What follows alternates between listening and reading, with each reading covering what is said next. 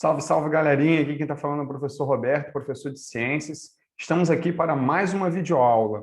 Queria aproveitar e pedir a vocês para curtirem e comentarem esse vídeo. Escreve aqui qual o nome da sua escola, o seu nome completo e a sua turma, só para a gente poder saber qual está sendo o alcance desse vídeo. No mais, vamos lá que eu tenho bastante coisa para falar para vocês hoje. Bom, pessoal, na aula de hoje nós vamos conhecer um pouco mais sobre soro e vacina e como que essas substâncias agem no organismo humano.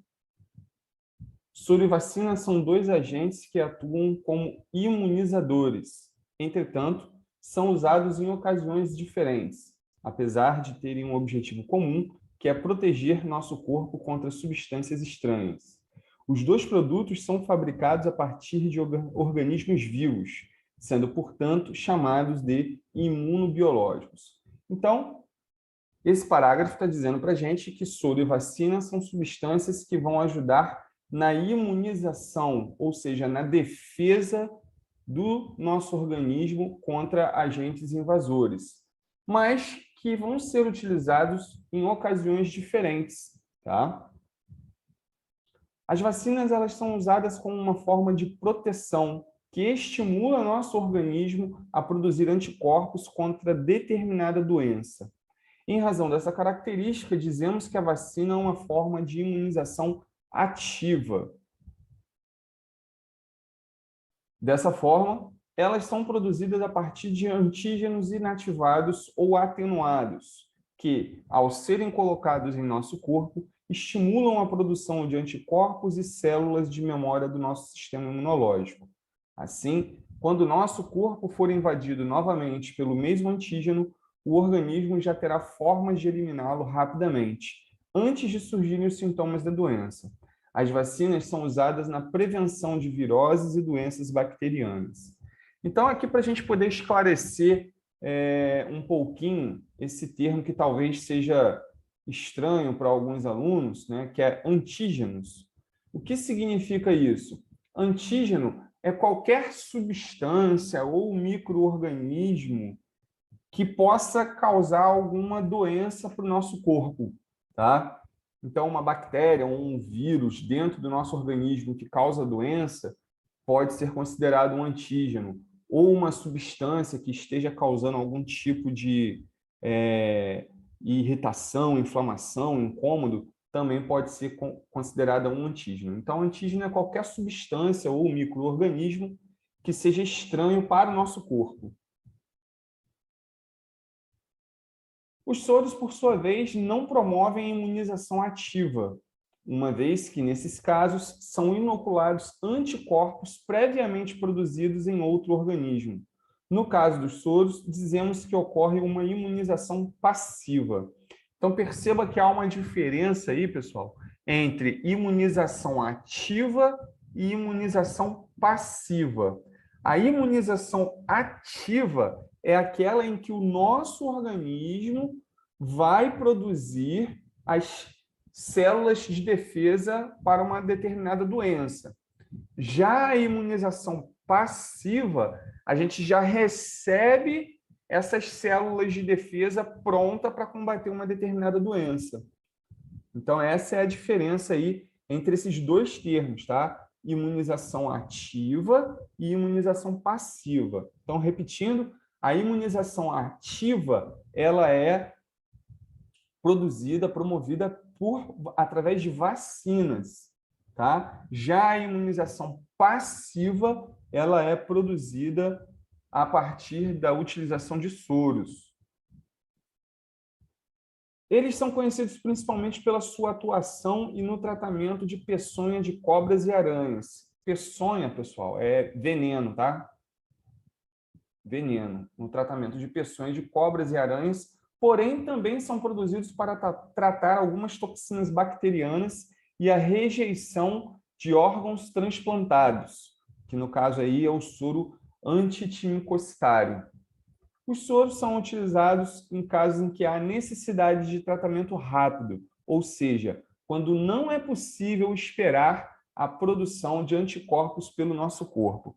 Então, a gente vai perceber aí, à medida que a gente vai construindo esse conhecimento sobre soro e vacina, que eles têm objetivos diferentes, produções diferentes, atuações diferentes.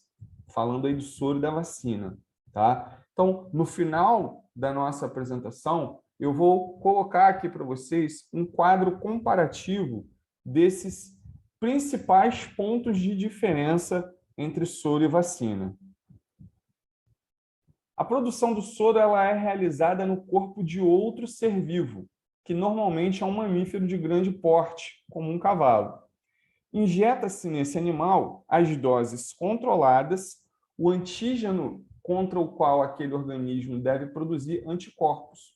Assim que os anticorpos são produzidos, parte do sangue do animal é retirada e o plasma separado para análise do controle de qualidade. As hemácias, leucócitos e plaquetas retirados são colocados novamente no animal. Então, percebam, para produzir um determinado soro, por exemplo, o soro antiofídico, que é aplicado na pessoa que é picado por cobra. Como é que se produz o soro antiofídico? Você vai colocar num animal de grande porte, que normalmente utiliza-se o cavalo, você aplica o veneno da cobra no cavalo.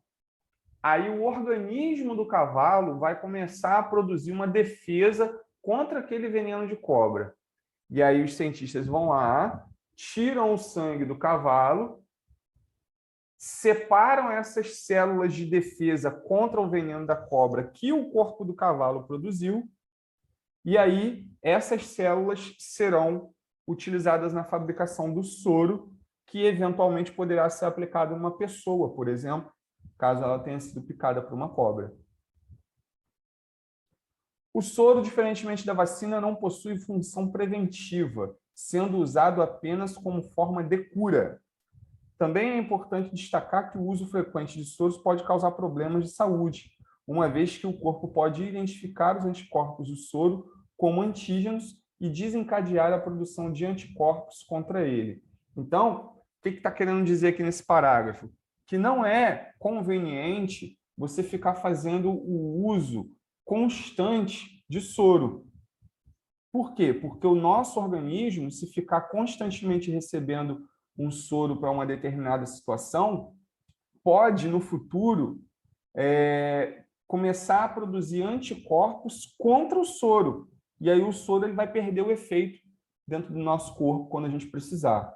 Então, por isso que ele tem que ser utilizado com muito cuidado, com muita cautela. Não pode ser assim, de qualquer jeito, toda hora tá indo lá tomar soro de forma indiscriminada. Precisa ter um acompanhamento médico bem sério para você fazer uso dessa substância. E aqui o quadro que eu disse para vocês, aonde nós iríamos fazer uma comparação entre soro e vacina. Então, a vacina ela é utilizada na prevenção de doenças, ela vai conter o antígeno inativado ou atenuado, lembrando que o antígeno é aquela substância ou micro-organismo causador de uma doença. Tá? Então, lá, na hora que você toma a vacina, você vai estar tomando ou um micro-organismo ou uma substância que vai estar inativada, ou seja, não vai estar funcionando ou vai estar enfraquecida, atenuada. Tá? E a vacina ela propicia uma imunização ativa. Por quê? Porque ela vai estimular o nosso organismo a produzir células de defesa contra aquela substância para a qual a vacina está sendo aplicada. Então, se é uma vacina contra o tétano, essa vacina ela vai estimular o nosso organismo a produzir células de defesa contra a doença tétano. Já o soro, ele é utilizado na cura, então ele não tem um caráter de prevenção, ele já é para curar uma doença. Ele contém anticorpos previamente produzidos em outro organismo, como eu citei na explicação anteriormente, normalmente é o cavalo, que é utilizado para esse procedimento. E o soro, ele propicia uma imunização passiva. Por que é uma imunização passiva? Porque não é o nosso organismo produzindo as células de defesa.